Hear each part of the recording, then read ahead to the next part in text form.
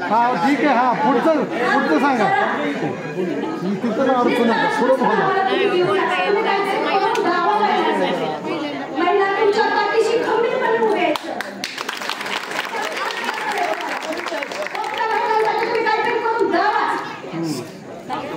Okay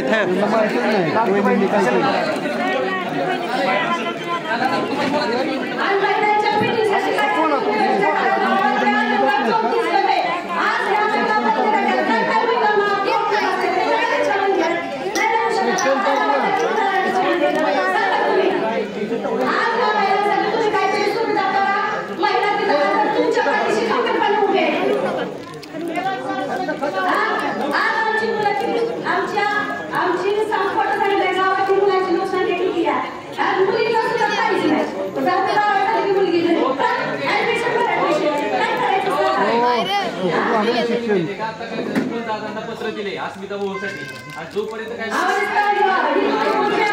सरपंचांना मध्ये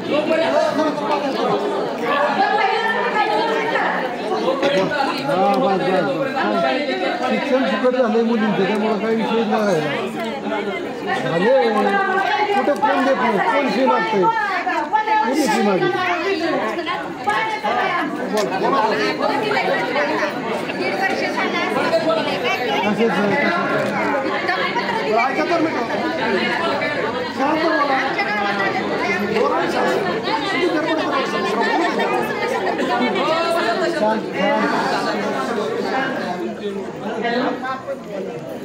आमची घरपट्टी पानपट्टी चुकली का कोणाला फुकट पाणी आतापर्यंत 15 वर्ष झालं त्यांनी हातवर करा फक्त कोण भरत नाही घरपट्टी पानपट्टी मार्च महिना आला की ग्रामसेवक घरात येतोच ना इरीवार येतात का कुठल्या आपल्या फॅसिलिटीज आम्हाला कुठल्या फॅसिलिटीज आणि करायला कुठली आतापर्यंत आम्हाला फॅसिलिटी आली नाही मॅडम वहिनी महिलांपर्यंत तर एक पण नाही आली काही पण ग्रामपंचायतीलाच माहिती फॅसिलिटी आली महिलांसाठी ती आली आमचं आले तमचं आलंय जी पुढे त्याला पाहिजे अध्यक्ष उपाध्यक्ष नाव केलं पाहिजे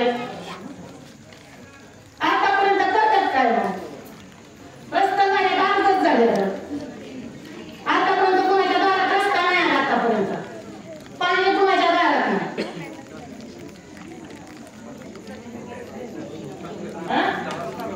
किती वर्ष झाले चालू होते 15 वर्ष झाले काय खरं सांगायचं तर प्रचाराच्या निमित्तानंच मी बारामती तालुक्याच्या प्रत्येक गावामध्ये जेव्हा निवडणुका असायच्या तेव्हा जायची या निवडणुकीमध्ये मला सगळीकडे जाणं जमलं नाही कारण तुम्ही सगळेजण आपलेच होता आणि आमचा पूर्ण तुमच्यावर विश्वास होता पण माझ्या सगळ्या लाडक्या बहिणींनी दादांच्या आणि सगळ्यांनीच जो काही निर्णय असेल तो दिला पण त्यातही मी खुश आहे कारण शेवटी कशी असले तरी संधी मला मिळालेली आहे राज्यसभेमध्ये भारताच्या अतिउच्च सभागृहात जाण्याचा सन्मान मला मिळाला त्यामध्येही तुमच्या सर्वांचा वाटा नक्कीच आहे म्हणून तुमच्या सगळ्यांचेच मी मनापासून परत एकदा मनापासून आभार मानते. दादा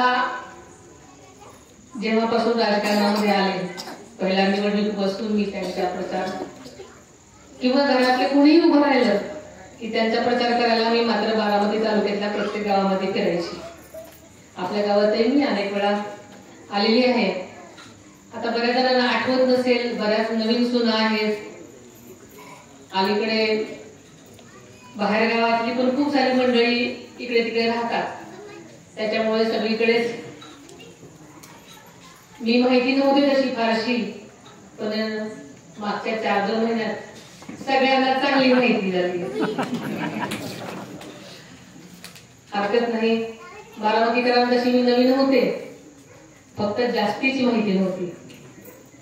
दादांची वहिनी माहिती होती, पण वहिनी काय करायची हे कधीच कुणाला माहिती नव्हतं. पण वहिनी बरंच काय काय करायची. आणि आता तर तुमच्या सगळ्यांमुळं त्यांना काही विशेष अधिकार प्राप्त झालेले आहेत. त्यासाठी म्हणूनही आणि तुमची सगळ्यांची भेट राहिली होती म्हणून आज सगळीकडेच तालुक्यामध्ये फिरायचे ठरवलेले आहे. आणि आज तुमची भेट मनापासून घेताना आनंद होतोय. आदरणीय दादांनी मुख्यमंत्री लाडकी बहीण योजना जी केलेली आहे त्याच्यामुळे संबंध महाराष्ट्रभर महिलांचा चांगला प्रतिसाद मिळतोय. माझ्या बऱ्याच महिला भगिनी मनापासून खुश आहेत.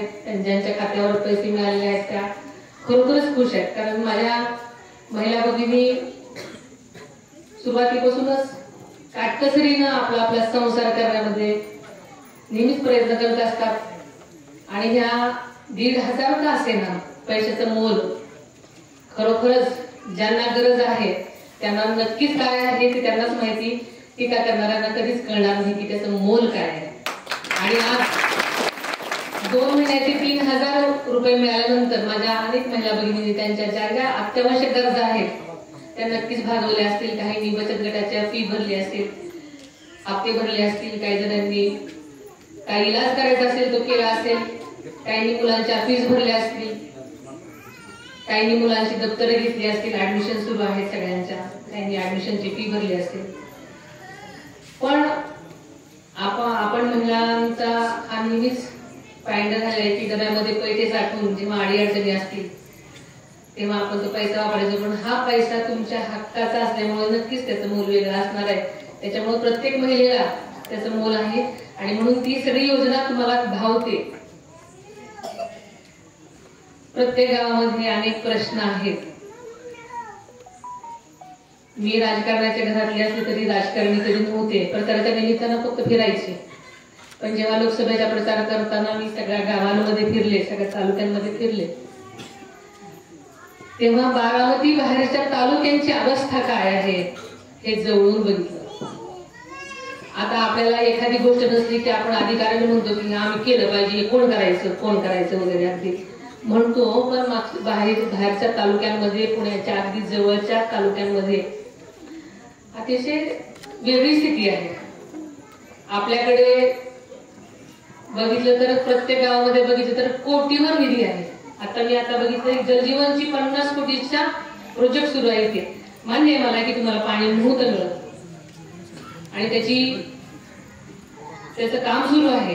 आता सरपंच साहेबांनी मला सांगितलं, म्हणजे काही दिवसात ती तुमची अडचण दूर होणार आहे. एबीपी माझा, उघडा डोळे बघा नीट.